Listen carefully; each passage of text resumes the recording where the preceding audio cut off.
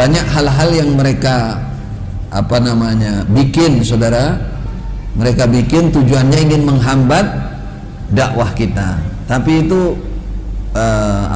kita nggak perlu risau, karena semuanya ada di tangan Allah, bukan di tangan kita. Saya dengan besan saya punya pondok, itu sudah diambil alih, saudara. Tidak cukup, ambil alih tidak cukup, memfitnah. Nah, di kita katanya yang ngambil. Bahkan saya sekarang dijuluki apa gitu loh, keramiki apa gitu. Katanya ngambil keramik. Innalillahi wa inna ilaihi raji'un. Ada pidatonya Pak Jokowi kemarin yang berpesan supaya paradigma baru dijalankan, jangan tertutup, jangan eksklusif. Itu benar sekali itu, Pak. Ijtihad itu bukan di musyawarah lah ya. Berdasarkan ijtihad imam kelompok, imam desa, setelah musyawarah didamping oleh mubalik tugasan.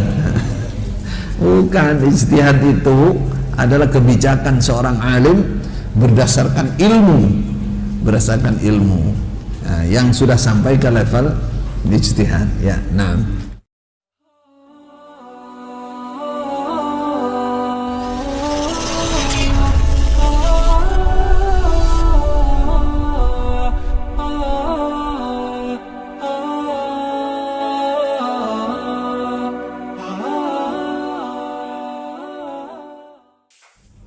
ketika penginsap sudah mau masuk Islam sudah banyak, Khalifah Umar segera diurusi bumi, persiapkan tempat-tempat untuk menyambut para hijrawan.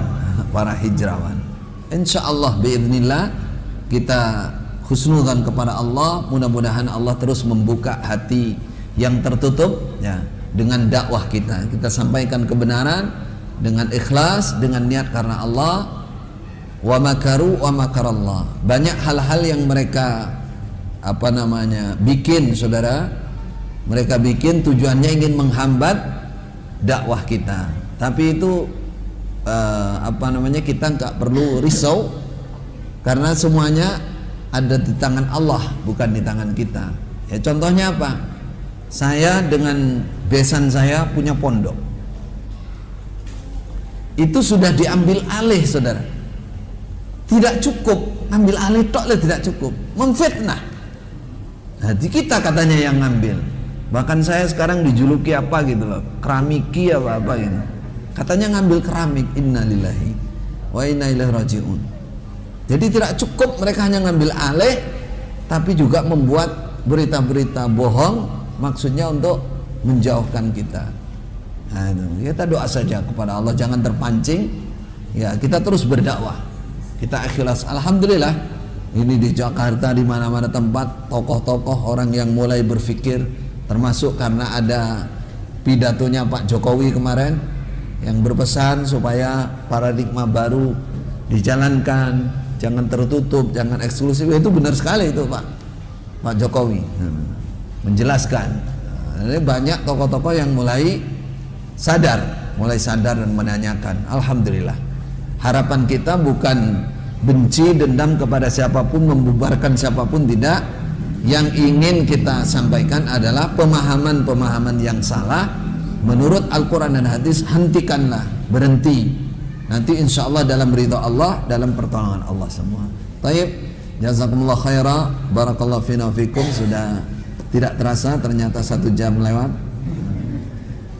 5 menit mungkin barangkali ada yang mau bertanya, dipersilakan. Kalau tidak ada, insya Allah kita cukupkan dan kita lanjut iktikaf insya Allah.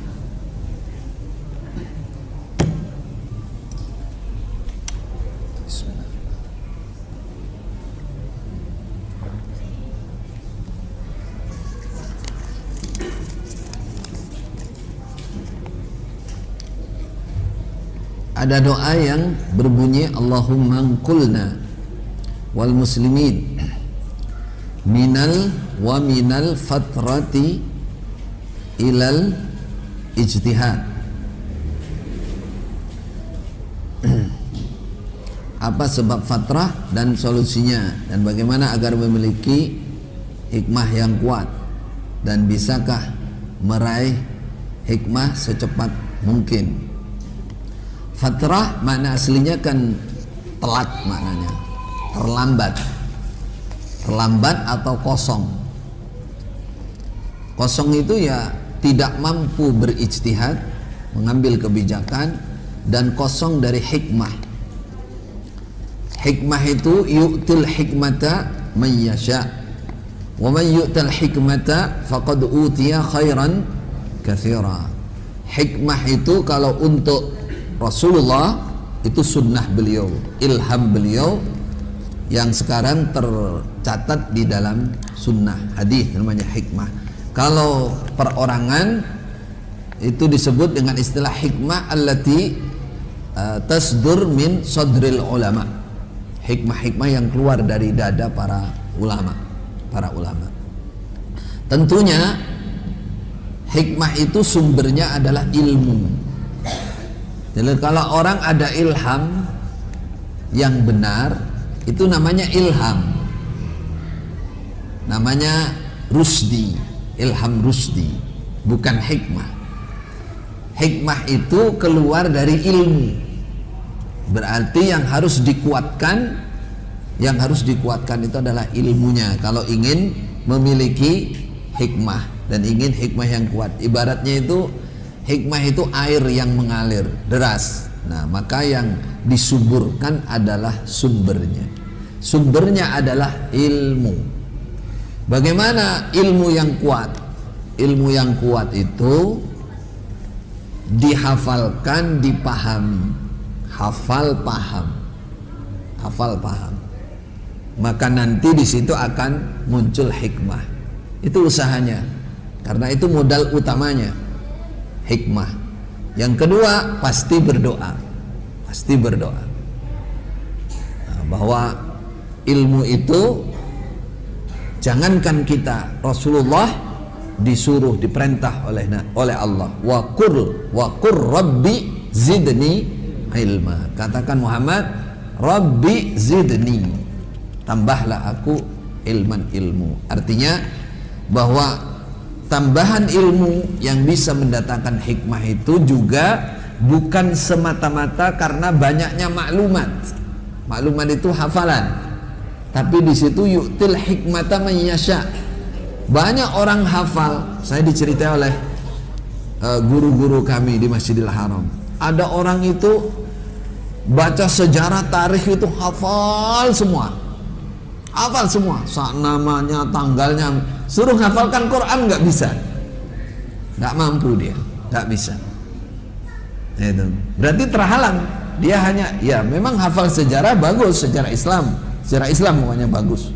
Cuman kalau orang dihalangi dari hafalan Quran, dia akan jauh dari hikmah.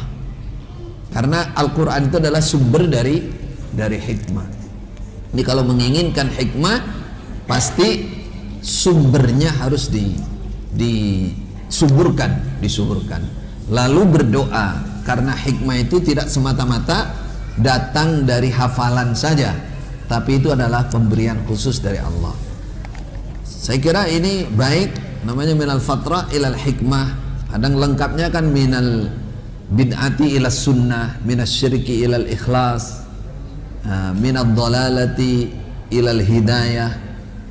Ya Allah, pindahlah kami dan orang Islam dengan Al-Quran ini dari kesesatan kepada kebaikan, dari syirik kepada tauhid, dari riya kepada ikhlas, minal fatra ilal ijtihad.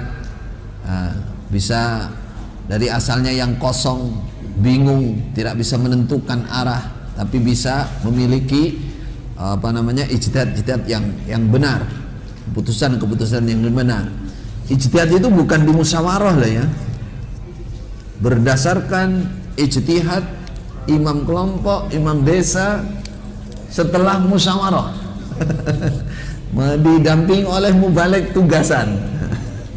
Bukan, ijtihad itu adalah kebijakan seorang alim berdasarkan ilmu, yang sudah sampai ke level ijtihad ya. Nah, baik, insyaallah cukup pertemuan kita malam ini. Kita lanjutkan yang mampu, yang kuat untuk lanjut beriktikaf. Jazakumullah khairah, barakallahu fina wa fikum. Mohon maaf atas segala kekurangan. Wassalamualaikum warahmatullahi wabarakatuh.